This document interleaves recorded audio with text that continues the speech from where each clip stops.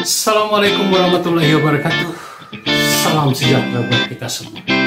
Perkenalkan, Bapak Dimpu Lumbanturuan dari SMP. Tetap semangat.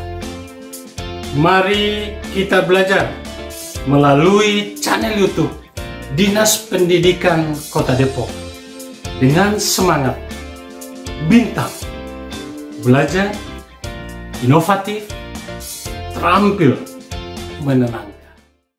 Ya, baiklah, kita lanjutkan pembahasan kita tentang topik kemagnetan. Berdasarkan gaya tariknya terhadap magnet, jenis benda dibagi menjadi 3 macam atau 3 bagian. Yang pertama, benda ferromagnetik, ya. Ini benda yang ditarik kuat oleh magnet, ya. Contohnya besi, baja, nikel, kobalt. Jadi bahan-bahan ini adalah benda yang ditarik dengan kuat oleh magnet. Sedangkan jenis yang kedua adalah benda paramagnetik, yaitu benda yang ditarik lemah, ya, lemah oleh magnet. Jadi kalau ferro ditarik kuat, kalau paramagnetik ditarik lemah oleh magnet.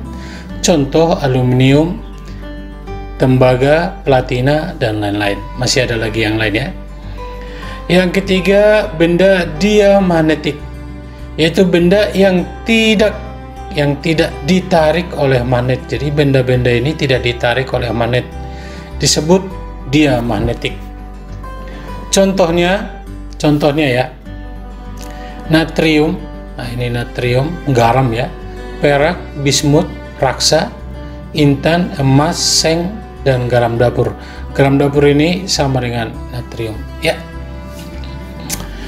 Baik, selanjutnya kita akan membahas ada 3 cara membuat magnet. Ada 3 cara membuat magnet. Yang pertama nanti cara menggosok, ini yang akan kita bahas. Yang kedua, cara mengalirkan arus listrik. Dan yang ketiga, dengan cara induksi, ya, dengan cara induksi. Oke, baik, kita pelajari dengan cara menggosok. Apa bahan yang dibutuhkan? Coba perhatikan ini magnet tetap. Ini besi atau baja yang mau digosok. Jadi caranya adalah menggosok besi atau baja ini dengan teratur dan satu arah. Menggosok besi atau baja ini dengan magnet dengan gosokan satu arah, ya, atau seperti ini. Digosoknya satu arah, jangan seperti ini salah. Jadi harus satu arah, ya. Oke.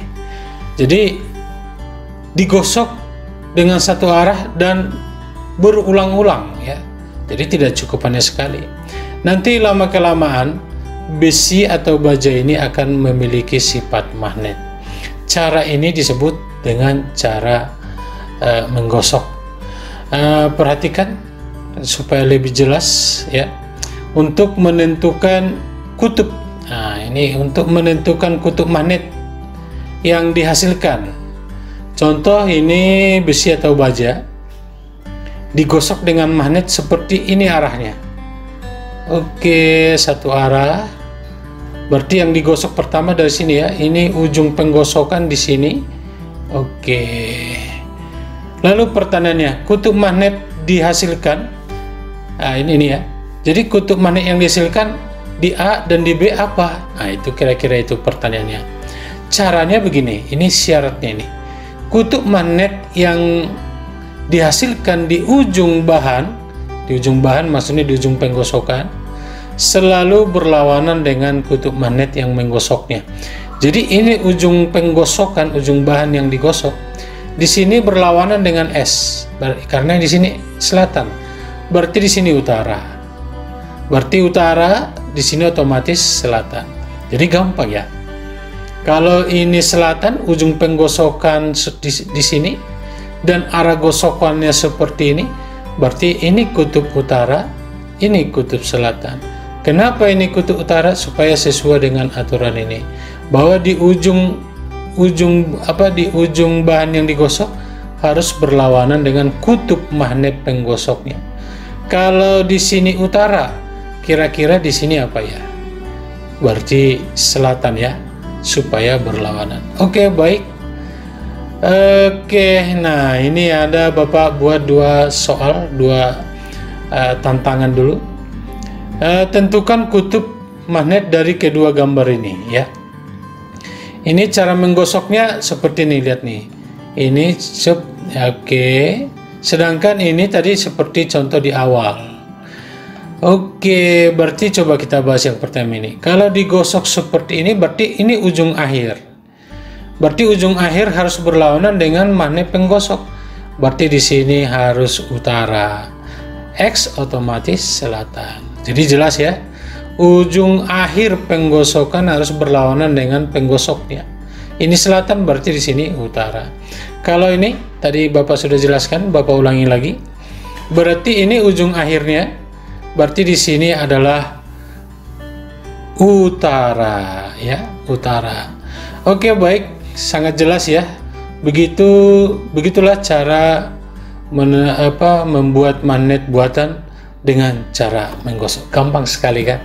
Oke, kita lanjutkan cara yang kedua. Ini yang paling bagus ini dan paling canggih dan banyak dimanfaatkan dalam teknologi kehidupan sehari-hari. Oke, mari perhatikan slide ini. Alat bahan yang digunakan ini sumber arus, baterai ya, baterai sumber arus searah baterai. Satu saja boleh, semakin banyak makin bagus. Lalu kawat email, ini kawat email, kawat yang menggulung. Lalu besi atau paku, ada yang besar, ada yang kecil. Yang kecil nanti untuk uji apakah magnetnya sudah berubah menjadi magnet. Kalau besi-besi kecil ini nanti ditarik, berarti sudah berubah menjadi magnet. Oke, kita lihat apa yang pertama kita lakukan. Yang pertama kita lakukan, paku yang tadi dililitkan dengan kawat email yang tadi. Dililitkan ya. Ini dan jadinya seperti ini. Ini paku yang sudah dililitkan dengan kawat email. Oke, baru yang kedua lanjutnya. Sebentar. Ini setelah dililitkan lalu dihubungkan dengan baterai. Yang satu kutub positif, yang satu lagi kutub negatif. Setelah itu diletakkan dengan paku-paku. Kira-kira seperti inilah. Ini baterainya, satu ujungnya ke positif, satu ujung yang lain ke negatif. Lihat nih, paku-pakunya sudah pada menempel. Ini penjepit kertas ya, boleh penjepit kertas, yang penting berbahan logam. Di gambar ini juga, ini lihat nih, setelah dihubungkan dengan sumber arus, ini penjepit kayu sudah menempel. Artinya paku atau besi ini sudah berubah menjadi magnet. Ini juga lihat, jadi sederhana ya. Oke, jadi ini paku atau besi-besi kecil ini sudah menempel terhadap paku besar setelah dihubungkan dengan arus listrik. Nah, ketika arus listriknya diputus, ini akan jatuh. Kenapa jatuh? Karena paku ini sudah tidak memiliki sifat kemagnetannya. Nah, di sini keunggulan dari cara yang seperti ini, cara mengalirkan arus listrik. Karena sifat kemagnetannya bisa ditimbulkan dan bisa dihilangkan dengan sekejap. Luar biasa kan? Magnet yang dibuat dengan cara mengalirkan arus listrik disebut elektromagnet. Jadi elektromagnet adalah magnet buatan yang dibuat dengan cara mengalirkan arus listrik ya. Magnet buatan yang dibuat dengan cara mengalirkan arus listrik. Dan keunggulannya Bapak sudah sebutkan tadi, ketika sifat kemagnetannya bisa dibuat, ditimbulkan atau dihilangkan dengan sekejap saja. Dengan cara apa? Dengan memutuskan arus listrik. Ya, sangat jelas ya. Oke, baik. Bagaimana cara menentukan kutub elektromagnet yang sudah dialiri arus listrik? Caranya sederhana, menggunakan kaidah tangan kanan. Lihat nih, harus tangan kanan ya. Lihat, ini besi yang sudah dililitin kawat, bayangkan kamu sedang menggenggam, boleh seperti ini, boleh seperti ini. Yang penting arah arus di dalam kumparan ini arah arusnya ke atas, harus sesuai dengan 4 jari ini, harus sesuai ya, digenggam dengan cara ini. Dari mana kita tahu cara melihat arus ini kok bisa ke atas? Kenapa ke atas? Kenapa enggak kita tidak ke bawah? Di sini ya. Oke, perhatikan kutub baterai ini. Ingat, arus listrik mengalir dari kutub utara, kutub positif menuju kutub negatif. Lihat nih gambarnya. Berarti ini positif, berarti arahnya ke atas, berarti semua ke atas ya. Lalu kembali ke bawah. Setelah digenggam, nah ini setelah digenggam, ini kan sudah sesuai, ini arah arus ke atas, 4 jari lainnya ke atas, berarti arah yang ditunjukkan oleh ibu jarimu adalah utara. Dengan sendirinya berarti yang di belakang adalah selatan. Jadi sederhana, kaidah tangan kanan.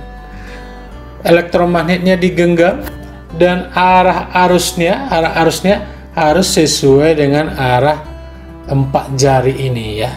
Ini 4 jarinya kenapa ke atas? Karena arah putarannya ke atas, karena ini arah arusnya ke atas ya. Jadi harus sesuai dulu. Setelah sesuai ini berarti arah ibu jari adalah arah utara. Ini bisa diperhatikan sendiri ya. Oke, soal yang berikut ini ya, coba nih lihat, perhatikan. Ini ke sini hampir sama ya. Ini positif, arah arus berarti ke atas.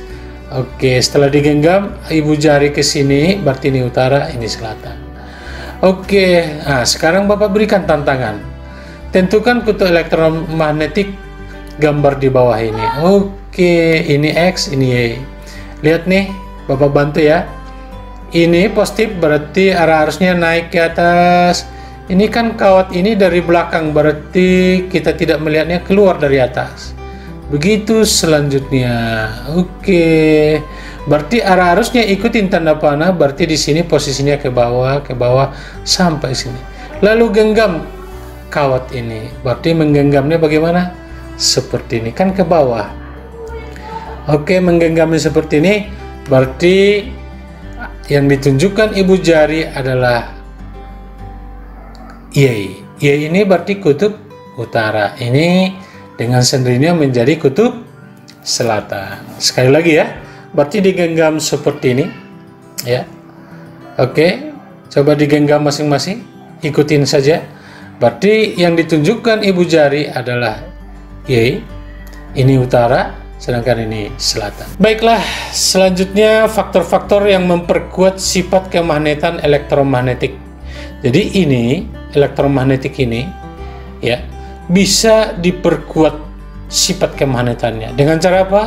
Yang pertama, menggunakan inti besi pada kumparan. Yang kedua, memperbesar arus yang mengalir pada kumparan. Yang ketiga, menambah jumlah lilitan kumparan ya, bukan kumparan. Menambah jumlah lilitan kumparan. Ketiga ini harus kalau diperbesar, arusnya diperbesar, inti besinya diperbesar, jumlah lilitannya diperbanyak, maka elektromagnetnya akan semakin kuat. Nanti kita cobakan. Itulah yang digunakan dalam teknologi mengangkat barang-barang rongsokan di perusahaan-perusahaan atau pabrik-pabrik. Coba bayangkan kalau tanganmu mengangkat barang rongsokan, bisa tangan kita terluka. Terluka artinya berbahaya. Tapi dengan ditemukannya elektromagnetik, maka pekerjaan manusia, pekerjaan kita akan lebih sederhana dan lebih gampang.